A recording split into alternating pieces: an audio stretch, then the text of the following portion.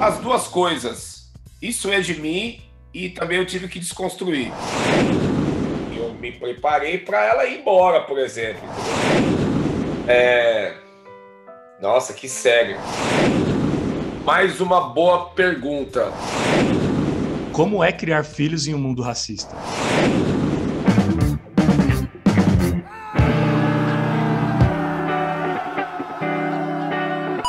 Começa agora, Paternidade.doc, com Fernando Kiefer.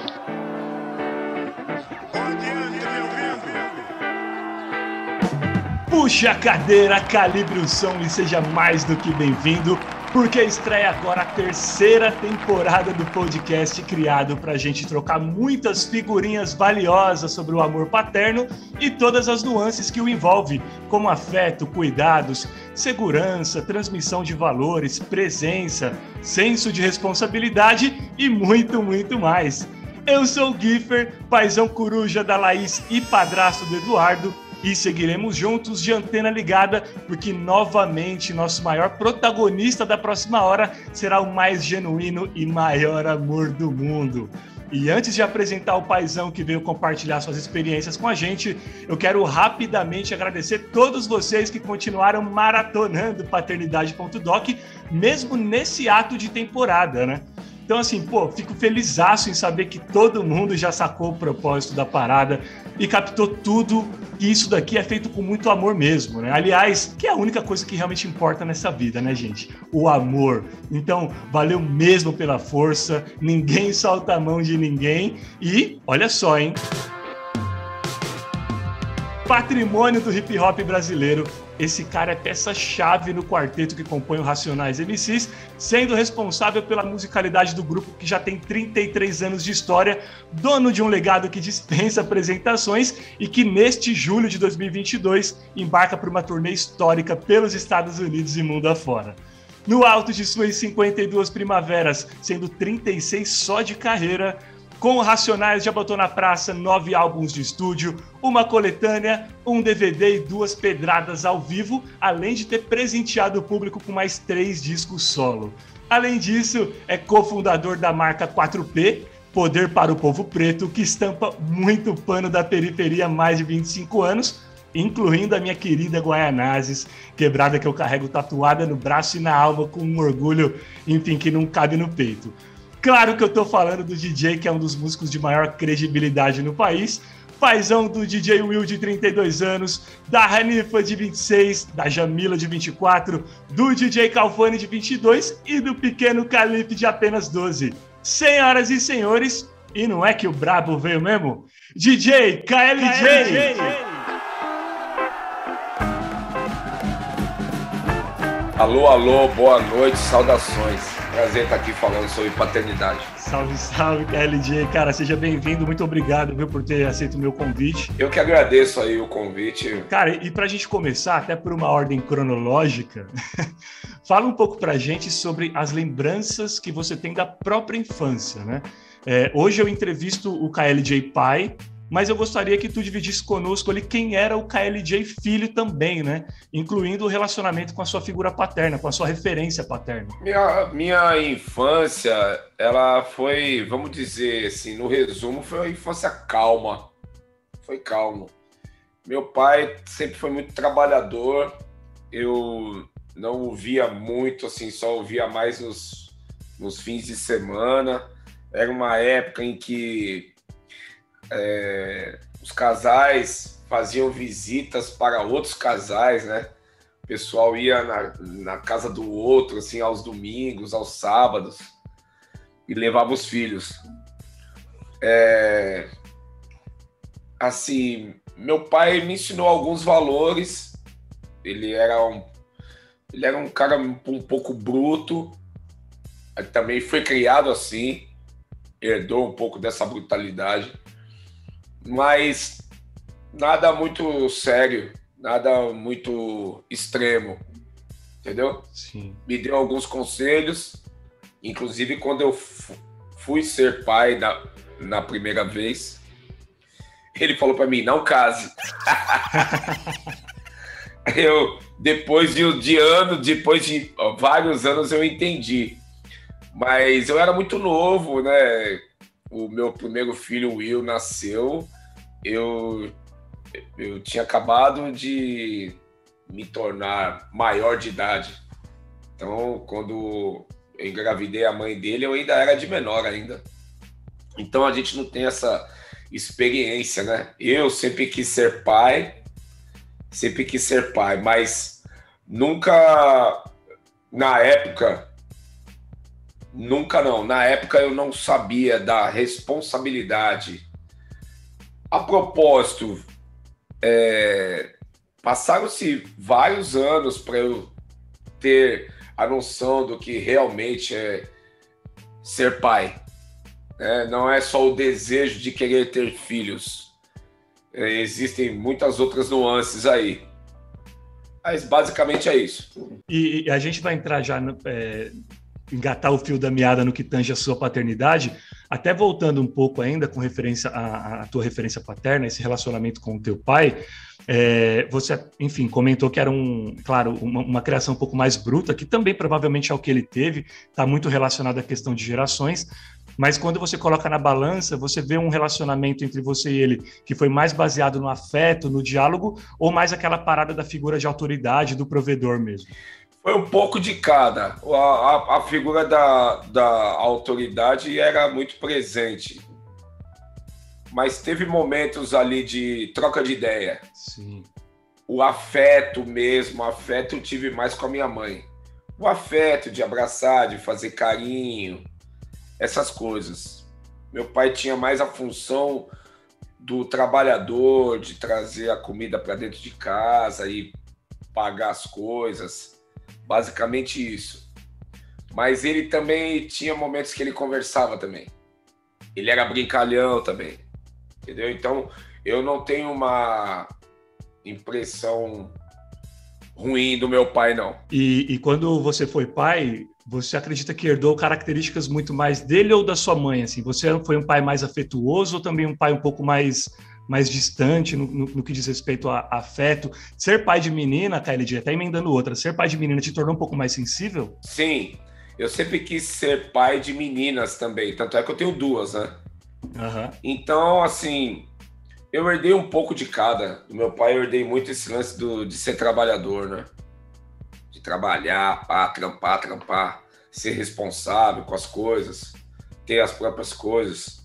Com a minha mãe também, com a minha mãe eu aprendi esse lance do afeto, do diálogo, de ser, como que eu posso dizer, diplomata, né? De tentar evitar os conflitos. E o afeto também. Então eu cresci vendo minha mãe também apaziguando muitos conflitos no bairro, assim, né?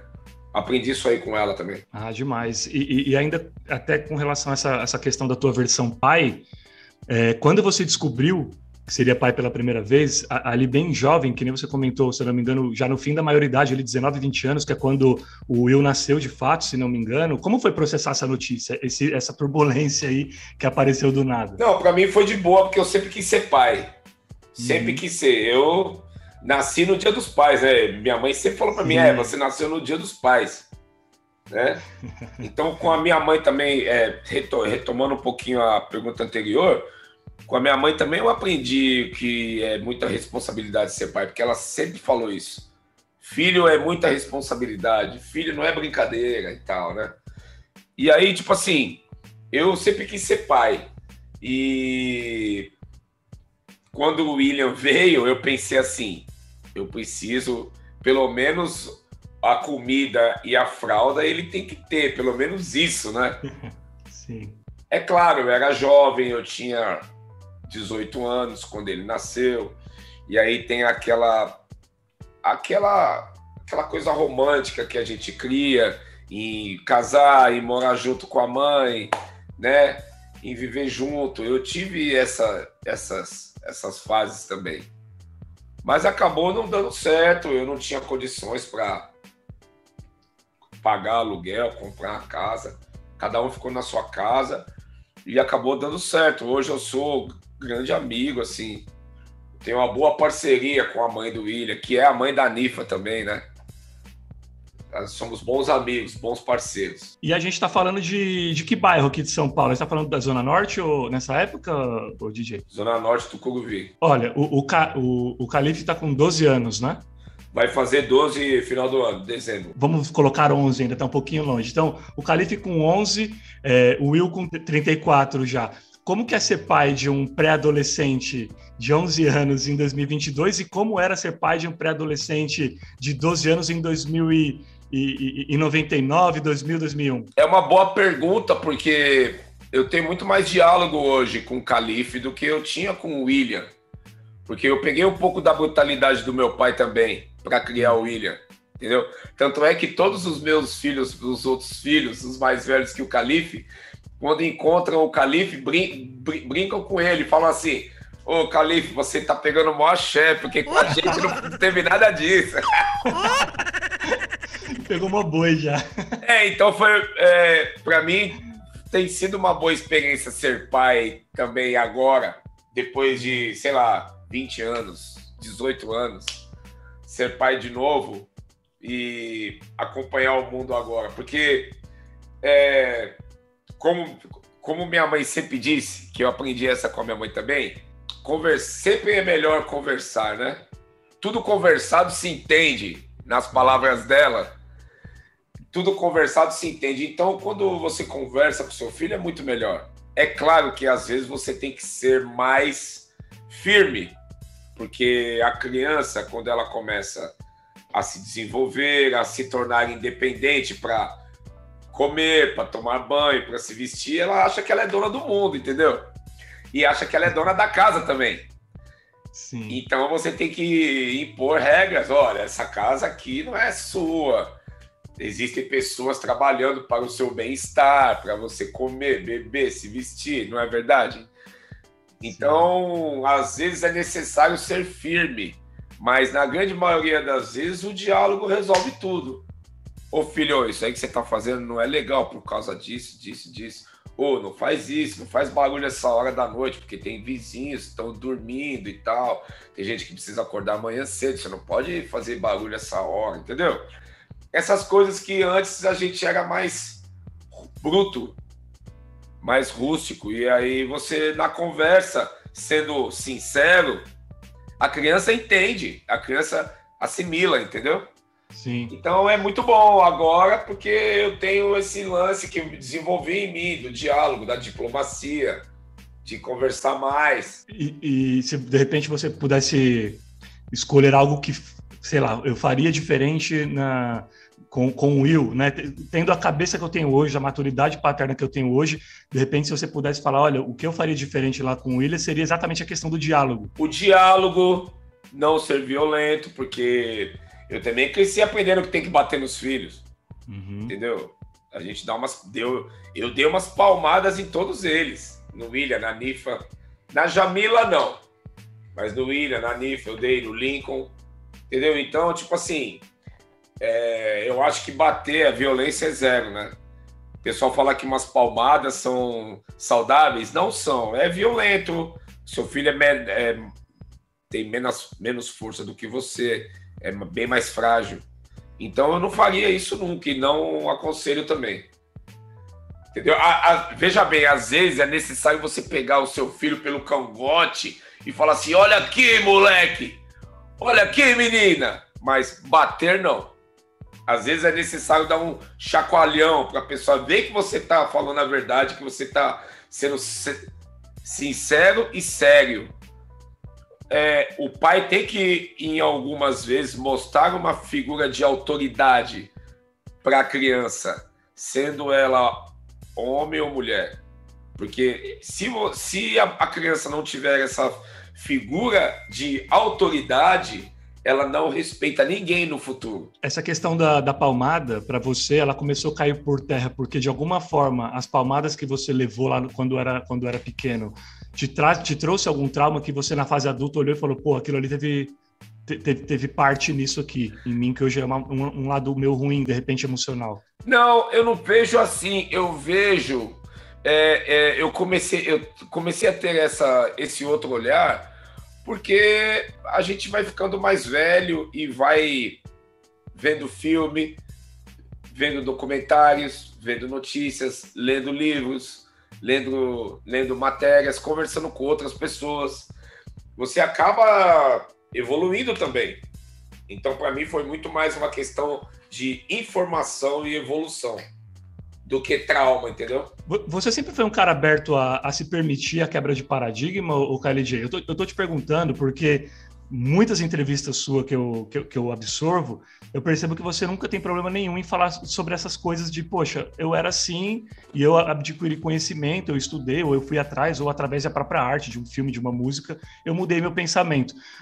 Porque, querendo ou não, você vem de uma geração que tem muito aquela coisa do homem, né? Aquela coisa mais autoridade, não muda de opinião e tal. E você é um cara completamente que se permite a isso. Isso é muito de você ou você teve que realmente se desconstruir e isso foi pesado? As duas coisas. Isso é de mim e também eu tive que desconstruir. Eu também tive que me permitir ser assim. E para se permitir, quando você fala do seu passado, é muito mais fácil quando você não age mais do jeito que você agia. É muito mais fácil você falar do seu passado hoje, se hoje você não age mais assim, entende? Então, eu tive que... como que eu posso dizer? Não só ser corajoso em admitir que eu errei, tinha atitudes erradas, mas também passar por cima do orgulho, do ego, né? Tem uma coisa de ego também, que não deixa a gente assumir as coisas. Não, eu errei nisso daqui, eu estou assumindo o meu erro, ou assumindo a minha culpa, né? Tem uma coisa do ego, inclusive do homem, que não nos deixa admitir o erro. Então, eu tive que passar por cima disso também. Eu tive que trabalhar isso comigo, entendeu? Trabalhar isso comigo também. E eu não tenho problema nenhum em falar que eu errei, que eu fiz errado. E que hoje eu não ajo mais assim. E isso pode ser um puto exemplo para os outros também, né? Sim, e até o tamanho da sua voz, eu acho que quando você se permite a tornar isso público, com certeza é inspirador para muita gente, né? Exatamente. Que te ouve, que você influencia. Exatamente. É inspiração. Sim, sem dúvidas. E cara, o nascimento de um filho, ele mexe com todas as nossas estruturas, né? Tanto emocionais quanto afetivas, enfim. E dependendo da profissão, é uma parada que esbarra também nesse dia a dia, do corporativo, do trabalho e tal. Principalmente quando a gente fala de produção de conteúdo, criatividade, inovação, arte, enfim. Que é o seu caso, música, né? Você acredita que a paternidade tenha tido algum impacto real no teu processo criativo? Mais uma boa pergunta. Não, para mim são coisas distintas. O processo criativo é distinto de ser pai. São coisas separadas para mim. O que influenciou o meu processo criativo foram outras coisas, não a paternidade. E todos os seus filhos, eles já são ali da geração Racionais, digamos assim, né? Ou seja, quando eles nasceram, o grupo já estava rolando. Como que você lidou com essa coisa de, pela profissão, pela estrada, enfim, ficar longe dos filhos ali na fase da primeira infância? Porque acaba sendo um risco, né, KLJ? É o tipo de sacrifício que pode, enfim, custar alguns momentos que são mega importantes nesse período de formação da identidade, com transmissão de valores, molde de caráter, enfim, né? Eu sempre quis priorizar a minha profissão. Eu sempre coloquei o KLJ na frente. E, ao mesmo tempo, eu quis equilibrar também a paternidade. Então, eu nunca tive muito tempo para ficar com os filhos, mas eu sempre arrumei tempo para ficar com eles, entende? Legal. Sempre que eu podia, eu ficava com eles, eu os via. Tanto é que um período de, sei lá, 5, 6 anos, eles sempre estavam na minha casa. De uma certa maneira, eles sempre estavam lá. E eu devo muito à criação dos meus filhos, primeiro à minha mãe, né? Minha mãe os aceitou e os recebeu e os ajudou a criá-los também. E todas as mães deles também ajudaram no processo de criação, porque eles sempre estavam, todos eles sempre frequentaram todas essas casas, a minha casa e a casa de todas as mães, né? Sim. Então, sempre que eu podia, sempre que tinha o tempo, eu fiz o possível para estar com eles.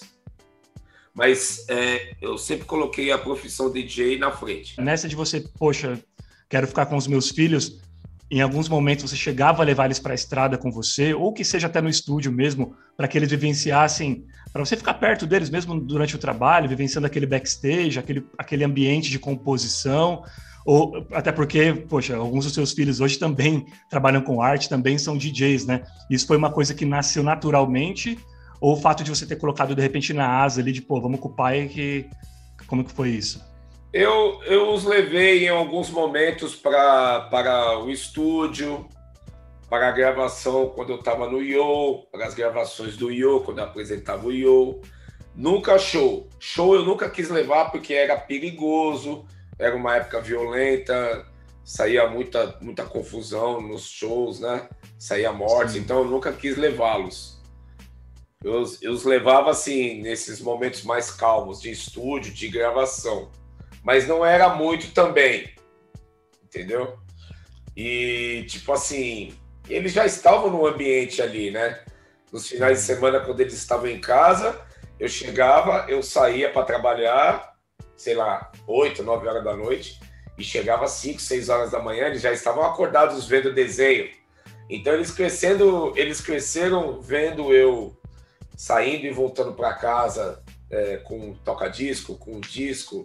Eles cresceram nesse ambiente também, entendeu? Foram se apaixonando meio que naturalmente mesmo, né? Sem qualquer tipo de... Eu nunca os forcei a nada, nunca os forcei a serem DJs ou MCs, cantores, cantoras. Eles cresceram nesse ambiente. Então, eu acho que foi uma coisa natural, foi uma identificação por parte deles. E você comentou a respeito dessa metamorfose que a sua paternidade, o seu lado pai, sofreu ao longo dos anos, né? Conforme, enfim, fazendo diferente, sempre tentando melhorar, né? Enquanto pai. Essa sua característica paterna, ela sempre está mais alinhada ali ao pai mais descolado, permissivo, desprendido total, ou até por saber que a vida é foda, você foi o cara que pegou mais no pé ali da molecada com relação à sexualidade, consumo de droga, alimentação, lifestyle, enfim, escolhas no geral? Eu sempre tive, por mais conservador que às vezes eu fosse, e que eu seja até hoje também, eu sempre tive a cabeça mais aberta para esse lance que você disse, de gênero, de sexualidade, de liberdade, de escolha de vida mesmo, né? Sim. Eu sempre mostrei para eles as minhas opiniões, o que eu achava da vida. Em algum momento, eu fui um pouco, vamos dizer, um pouco controlador em relação à alimentação. Porque quando eu parei de comer carne, assim como a grande maioria das pessoas, quando se tornam vegetarianos, elas querem que todo mundo se torne vegetariano, né? Porque tem essa questão da matança animal, sim, essa questão da indústria, é uma coisa que a gente não se conforma. E a gente quer convencer as pessoas de que elas estão erradas. Então, por um período, eu fui um pouco controlador em relação à alimentação e, com o tempo, eu vi que só piorei as coisas, né? Mas em relação às outras coisas, não. Em relação à sexualidade, a gênero, não. Eu sempre quis conversar, assim, falar, ó, você quer ser assim, você quer ser desse jeito, existem algumas consequências, tem que tomar cuidado com o mundo, com as pessoas. O Brasil é um país muito conservador, católico, as pessoas julgam muito. Você vai ter que segurar a sua onda em relação ao que você é. Eu sempre tive esse diálogo assim. com eles. E trazendo para a questão espiritual, o KLJ, eu sei que ela tem um papel fundamental para o norte da tua vida, né? Isso seguiu nos valores que você transmitiu para eles? Muito mais hoje. Muito mais hoje. Hoje a minha visão espiritual é muito mais acentuada do que antes. Uhum. Porque a gente tem medo também, né? A gente é criado num sistema, a gente fica meio escravo daquilo. Você é criado meio que numa caixa, né? Você é criado engessado em cima de valores católicos, né? Você vem de criação católica? Sim, minha mãe é católica, conservadora, inclusive eu tive vários conflitos com ela.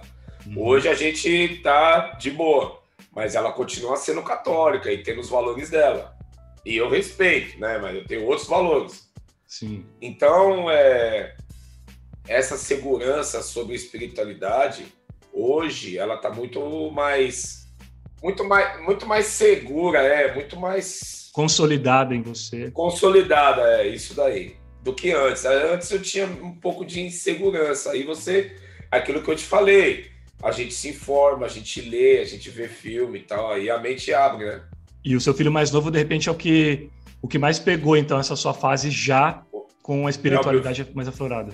Meu filho mais novo é o que mais pegou, tanto é que ele é do axé, ele vai no candomblé. Uhum. Ele é um moleque tranquilão, de boa, mas ele é um moleque que tem essa espiritualidade, ele já sabe, né? Ele entende, Sim. Ele gosta de história.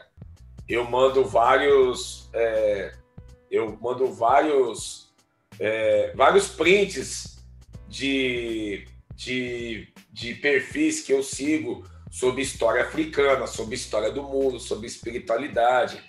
E na última vez que eu mandei, eu falei, filho, eu não sei se você gosta, né? Eu tô te mandando essas coisas, se você achar que eu tô enchendo o seu saco, me fala que eu não mando mais. E ele me respondeu, não, pai, eu gosto. Legal. Pode mandar, porque eu gosto, eu me interesso. Então é isso, né? O preparo, a gente está falando de paternidade, o preparo que a gente tem como pai influencia muito na criação dos filhos. Mas, tipo assim, influencia muito. Então, sabe, eu não vou dizer que você não pode ser pai aos 20 anos de idade, mas tem que ter um certo preparo sobre a vida no geral. Senão o seu filho não vai ser criado de uma maneira, eu não vou dizer de uma maneira correta, mas de uma maneira mais abrangente, mais completa, entende? Precisa um pouco mais de vivência, né? Vivência. Apesar que a gente encontra vários homens com 40 que são exatamente crianças ainda, são adolescentes ainda. Sim. A idade não necessariamente tem algo a ver, né? Não necessariamente, mas ela também tem a ver, né? E KLJ, você tem 2 netos, né? Na verdade, eu posso dizer que eu tenho 3 netos, porque o filho de uma das meninas, vamos dizer, minhas filhas, ela não é minha filha de sangue, mas eu a criei também, né? Ah, legal. Eu a criei Cara, também. fala pra gente um pouco sobre como é o avô KLJ. O avô KLJ é aquele que adora a criança, mas fala assim, depois fala, toma que o filho é seu. Essa é a melhor parte. Todos os avós falam isso, né? Por isso que avô mima pra caramba. Chegou a hora de desfrutar, né? Mas eu vejo falando sério agora, os meus netos são meus filhos também. Que demais. Você tem convivência sempre com eles? Não tenho sempre. Tenho pouca convivência. Porque meus filhos, cada um foi para um lado, eles têm a vida deles, né? Então eu não consigo estar com eles mais como eu estava. Tá todo mundo aqui em São Paulo, KLJ, ou não? Sim, todos em São Paulo. Tem um que está em Campinas. Mas tá todo mundo espalhado aí pela cidade. Tá todo mundo por aqui em São Paulo, mas todos eles correm as vidas deles, né? Sim. E eu tenho a minha, não dá para se ver sempre assim. A gente se fala sempre pelo WhatsApp e tal, mas se ver assim é difícil. E qual a idade dos seus netos? As idades? O Hakim tá com 3, o Caian está com entre 4 e 5, já vai fazer 5 em breve. E o mais novinho, que é o Zion, ele tá com quase 1 ano já. Ai, que legal, cara. E é o filho, filho da Camila, que é a prima da minha filha Nifa, que eu criei ela também junto com a minha filha. Que demais, cara, é uma fase muito, muito gostosa. E me despertou até a curiosidade com relação aos nomes. Os nomes dos seus filhos, e dá para ver também que os dos seus netos, eles têm alguma descendência específica, alguma razão específica, KLJ, ou não, assim, gostava dos nomes e rolou? A partir da Anifa, eu adotei nomes africanos com significados. Legal. Né? Então tem a Anifa, tem a Jamila, o Kaufani e o Calife. Sim. Aí os netos também colocaram os nomes africanos. Raquim, Zion e o Caian. Cara, que demais. E ó, acessando um pouco aqui o métier da política, né, a gente conseguiu a proeza de entrar na era, talvez a era mais odiosa da nossa história, porque agora o racismo, a homofobia, o machismo, enfim, o ódio gratuito agora tem chancela oficial e federal aqui no Brasil, né? Certo. Por mais que o ser humano nunca tenha sido uma raça muito amigável, eu acho que nunca vivenciou-se a legalização ali da intolerância como hoje com o atual governo. Você é otimista quanto ao futuro que seu mais novo e os seus netos vão encontrar? Em se tratando de Brasil, quando você pensa em futuro, isso te assusta ou te conforta? Em se tratando de Brasil, ainda existe um obstáculo muito grande, né? O Brasil ainda tem a mentalidade colonial, né? Sim. Mesmo antes desse presidente entrar, a mentalidade do Brasil era colonial, mas nunca foi tão escancarado como agora, né? A porta estava meio aberta com esse governo, ele abriu a porta total, né? Então Sim. Ele deu muito mais essa autorização para tudo isso que a gente está vendo, com todo esse preconceito, essa perseguição, essa falta de humanidade, né? Então eu acredito, a gente tem que ser sempre... eu acredito que a gente tem que ter uma visão otimista das coisas, embora sempre com um olhar realista. A gente tem que ter sempre uma visão otimista das coisas. Existe uma geração aí que quer realmente que as coisas mudem. Uma geração que está surgindo com muita força agora. Então eu acredito no Brasil menos pior a médio prazo, entendeu? Tem uma visão mais otimista aí, médio prazo. Médio prazo. Daqui a 40 anos vai estar bem menos pior. Eu acredito nisso, porque as coisas boas estão acontecendo também. Por outro lado, existe uma geração que quer mudar, que quer que o Brasil não tenha essa mentalidade colonial, que quer que o Brasil seja uma grande nação. KLJ, eu sou pai de uma menina e padrasto de um menino, de um homem já, e você é pai de 2 mulheres e 3 homens. Eu sempre costumo dizer que a gente não precisa ter mãe ou filha para ser combatente do machismo, né? Que é um dos cânceres aí da nossa sociedade, e geralmente acaba sendo uma preocupação nossa quando a paternidade está batendo na porta. Conforme os seus filhos foram crescendo e compreendendo as coisas, o machismo era uma pauta sua com eles, tanto os meninos quanto as meninas? Só para colocar um parênteses, são 4 meninos e 3 meninas. Porque tiveram 2 filhos que eu criei. Veja bem, às vezes a gente é machista porque foi ensinado a ser. Muitas das vezes a gente nem pensa dessa maneira, mas a gente age porque a gente é ensinado assim. Eu acredito que isso acontece com o racismo também. As pessoas, a gente nasce, a gente não tem nada disso. A gente é ensinado a ser assim. E nós, humanos, somos facilmente manipulados, né? Inclusive na fase infantil, na fase que você é criança. Então, sim, o machismo existiu na criação com os meus filhos. Sim, existiu. De uma certa maneira, existiu. Eu não estou falando 100%, mas ali 30%, 35% teve um pouco de machismo, sim. E ainda no campo do preconceito, enfim, da segregação e de cânceres estruturais, né, que a gente está falando dessa nossa sociedade que acaba, enfim, sendo hipócrita e, na maioria das vezes, muito covarde. Me diz uma coisa, KLJ, como é criar filhos em um mundo racista? No primeiro momento, é muito preocupante, porque o seu filho vai para o mundo, né? Sim. Ele vai para o mundo, ele vai enfrentar isso. Esse é um dos olhares. O outro olhar é: você não pode maquiar o racismo para seu filho.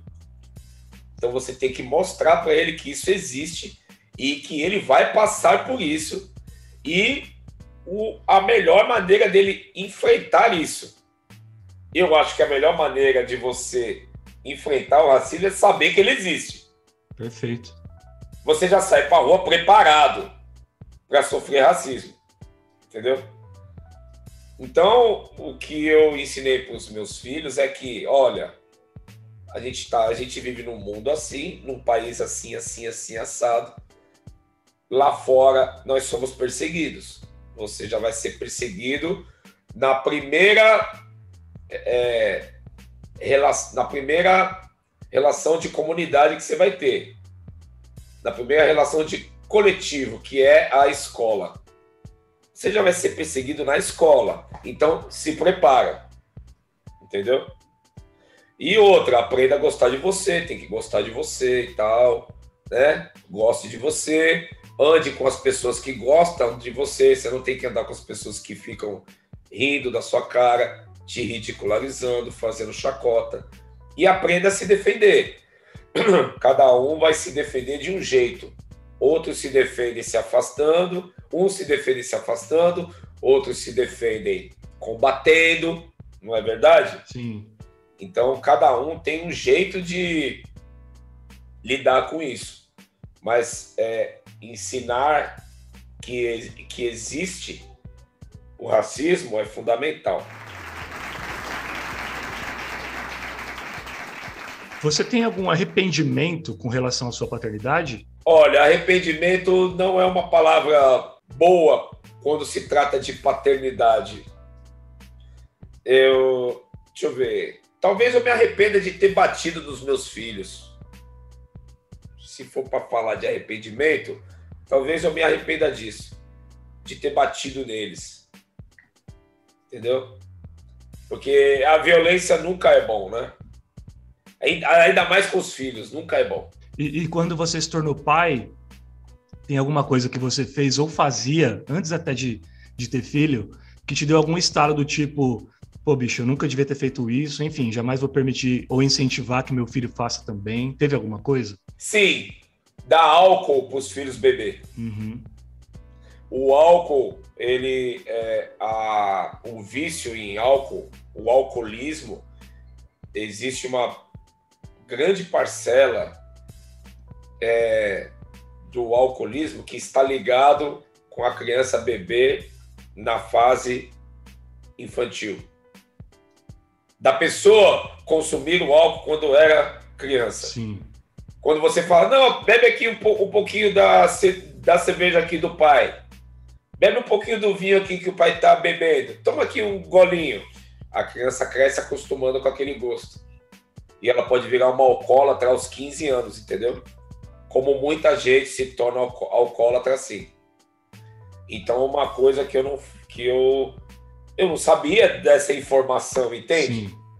Eu era um ignorante, eu não sabia. Mas essa foi uma prática sua com todos os filhos ou... Não. Com as meninas, por exemplo, eu nunca tive. Com o Calife agora, sem chance. Ele vê eu bebendo vinho e tal, e eu falo pra ele assim, nem olha, isso aqui é só depois dos 18 anos. Não pode. Você ainda é uma criança. Já passa pro campo da orientação mesmo, né? Pra ele já crescer com aquilo. Sim.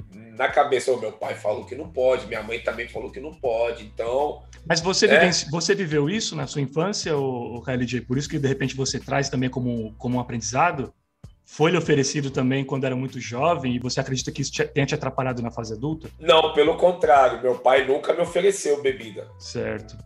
Nunca. Mas eu sempre vi os pais fazendo isso com os filhos. Outros pais, né? Uhum. Eu sempre vi outros pais fazendo isso com os filhos. Então eu achava que era tudo bem, que era até uma atitude carinhosa, entendeu? Achava até inofensivo no primeiro momento, né?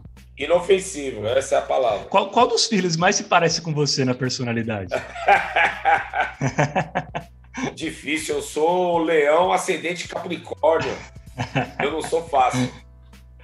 Eu acho que, vamos dizer assim, o William, que é o meu filho mais velho, ele tem muito do que eu era. Eu vejo ele assim, eu falo, eu já fiz isso, eu já fui assim. Uhum. Então, você se enxerga nele, né? Eu me enxergo. Até dou uma chefe que fala, não, ele vai aprender, eu já fiz isso. Já aprendi, né? Agora tem a Jamila também se parece muito comigo também. Já tem mais a sua personalidade, a sua cara. A Jamila de Aquário se parece muito comigo. Tanto é que é a que quis vir morar comigo, né? Você é ligado nessas questões de signo? Esqueci até o nome. Astrologia, KLJ? Claro. Os astros, né? Não tem uma célula do nosso corpo que não tem envolvimento com as estrelas. Física quântica? Você gosta? Também. Sim, né? Tem tudo a ver. O que você gostava de fazer com eles? Ou gosta ainda, assim? Fala primeiro o que você gostava quando eles eram criança, o que te trazia prazer, como vocês se divertiam. E agora, depois de adultos, também a maioria deles, né? Como vocês gostam, o que vocês gostam de fazer quando estão juntos? Eu gostava de passear com eles de carro, ir nos restaurantes, comer pizza. Uhum. E esses rolês, assim, andar de carro e brincar, ir no parquinho. Que demais. E ir nos restaurantes. E nas festinhas que tinha de aniversário. Agora, hoje não dá mais, eles já estão tudo mais velhos, namorando, trabalhando, estudando, é difícil o contato agora. Mas você tem boas memórias, então, da infância deles, né? Ah, tenho. Eu me reuni sempre que eu podia, como eu falei anteriormente, sempre que eu podia, eu me reunia com eles. Tem algum veneno para compartilhar com a gente que tenha passado lá quando eles eram crianças? Já empurramos o carro já uma vez, e acabou a gasolina, o carro falhou. Onde? Na Marginal ou não? Não, no bairro mesmo, quando eu morava na Zona Norte. Agora, eu tive passei por problemas de saúde sérios, assim. Minha filha Anifa quase morreu, né? Ela teve meningite, ela teve 2 pneumonias. Então foram momentos difíceis que eu passei, assim, que eu me preparei para ela ir embora, por exemplo, entendeu? Caramba! De tão forte que foi. Ela tinha que idade? A Nifa tinha ali 4. Poxa vida. 4, 5. Ali 3, 4. Foi nesse período, até os 8 anos, a Nifa teve muito problema com pneumonia, com bronquite, né? E teve meningite também. A meningite quase matou ela. Caramba. Ela ficou com sequela ou não? Não. Ah, que bom. Foi uma meningite assim que não teve... Entendeu? E esses problemas de saúde dela, o quão isso transformou, mexeu com você? A gente se torna mais forte também, mais pai, mais amoroso, mais atencioso, né? A sensação da perda iminente torna a gente mais próximo, né? Dá mais valor ao detalhe, né, KLJ?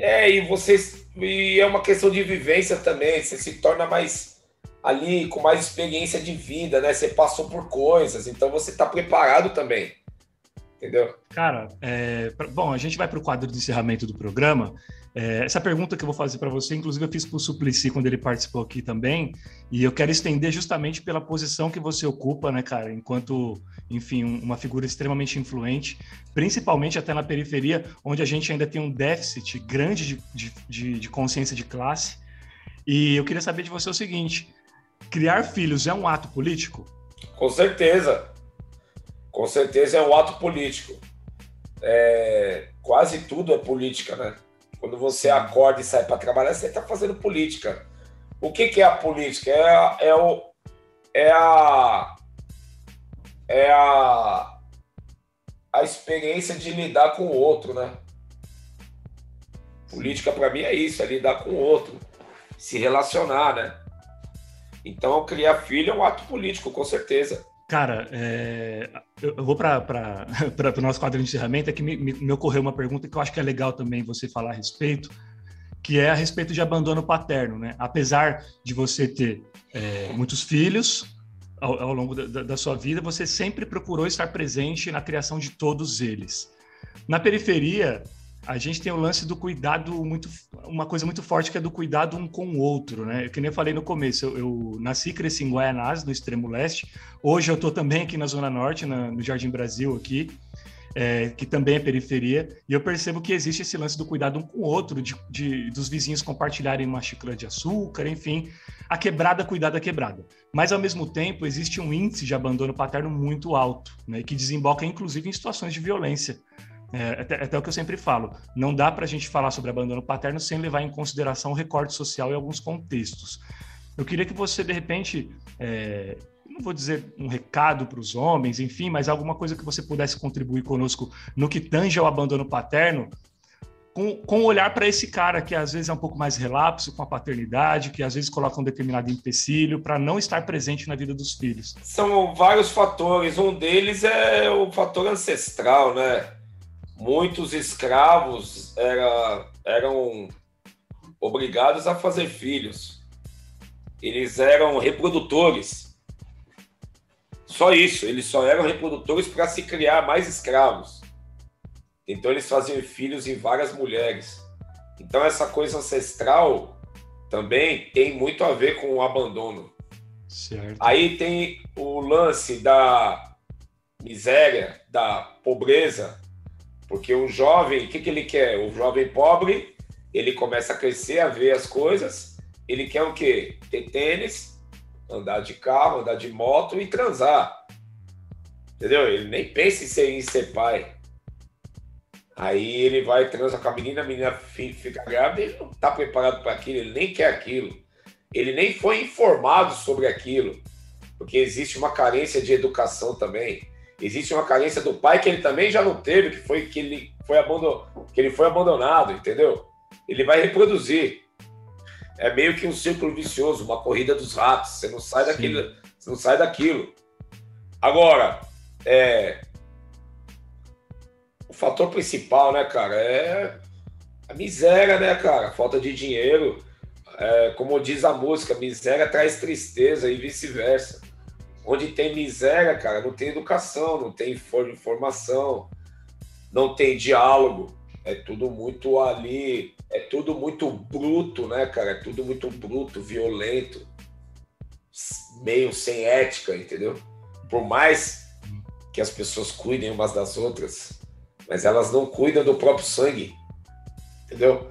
Então, onde tem miséria, tem um leque de problemas. Eu vejo assim, né? É a causa de tudo, de fato, né? A miséria também gera a falta de educação, né? No aspecto de educação mesmo, não pejorativo, mas a educação não chega e, consequentemente, acaba desencadeando... se torna uma cadeia, né? E que impacta muito na periferia. Uma coisa faz o link da outra, né? Uma coisa vai linkando com a outra, e aí é difícil sair disso. Tá tudo ligado, verdade. Acaba se tornando um elo difícil de quebrar. Bom, o nosso programa está chegando ao fim, mas para fecharmos da forma mais inspiradora possível, hora desse quadro muito especial e significativo. Eu já explico para vocês como funciona. Pegue o lenço e aperte o cinto, porque o momento é de decolar nela a cápsula do tempo.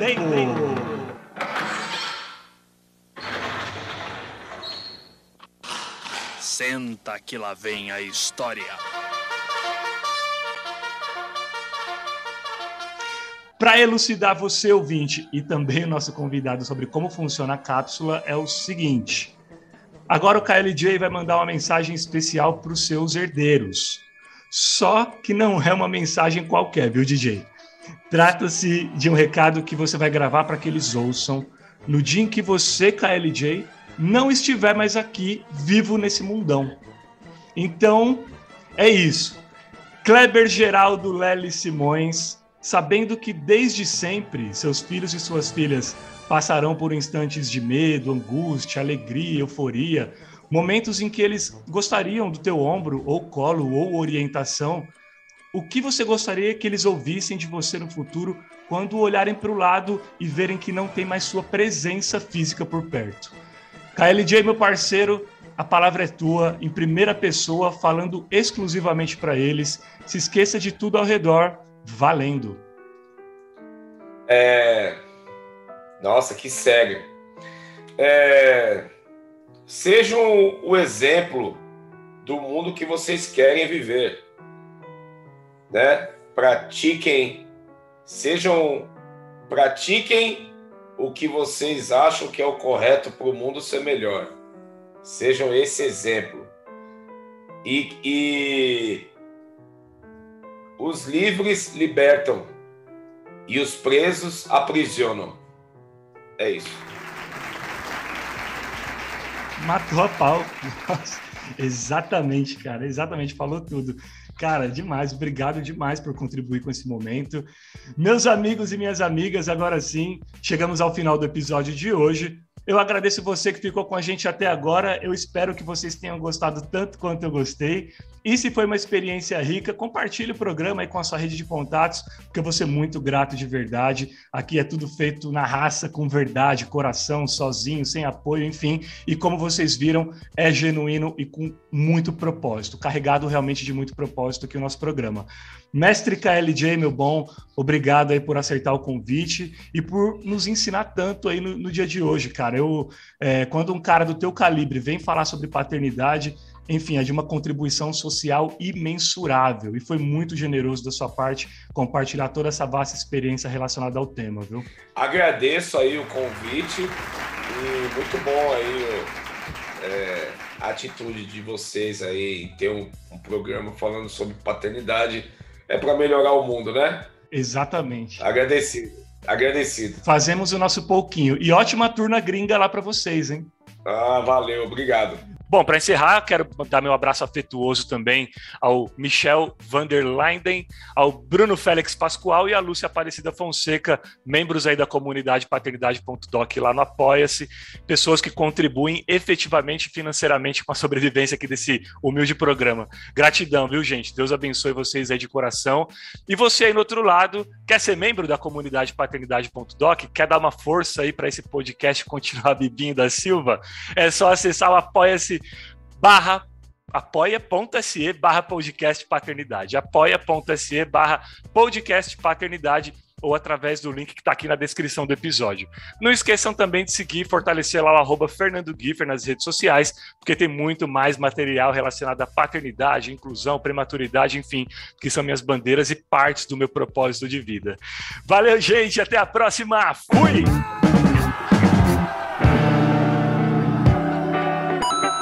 Você ouviu Paternidade.doc com Fernando Giffer.